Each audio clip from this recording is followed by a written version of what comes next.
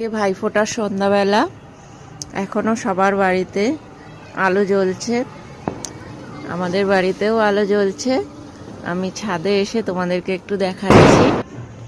চারিদিকে বাজি পুড়ছে এখনো।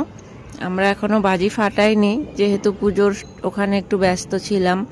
তারপর আবার চলে গিয়েছিলাম বাবার ওখানে ভাইফোঁটার জন্য। তো আজকে ভাইফোঁটার সবাইকে অনেক অনেক ভালোবাসা।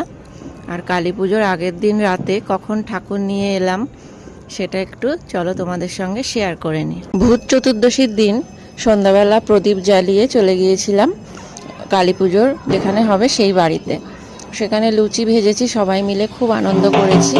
তারপর সবাই মিলে একটু খাওয়া দাওয়া করে 11:30টার সময় চলে গিয়েছিলাম ঠাকুর আনতে। কিন্তু ঠাকুর তখনও রেডি হয়নি, তাই আমাদের মোটামুটি সারা রাত সেখানে অপেক্ষা করে ভোর 5:03 আমরা দেখো গাড়িতে ঠাকুরকে মাকে তুলছি। আর খুব আনন্দ করে মাকে নিয়ে আসার জন্য তো গিয়েছিলাম, খুব আনন্দও হয়েছে। সবাই যদি থাকতো আরও বেশি আনন্দ হতো। তো এই ছোটো পুচকো দুজন ছিল যারা আনন্দ করেছে, কিন্তু ফিরতে ফিরতে ঘুমিয়ে পড়েছে। তো এই ছিল আজকে একটা ছোট্ট ব্লগ। কেমন লাগলো জানি।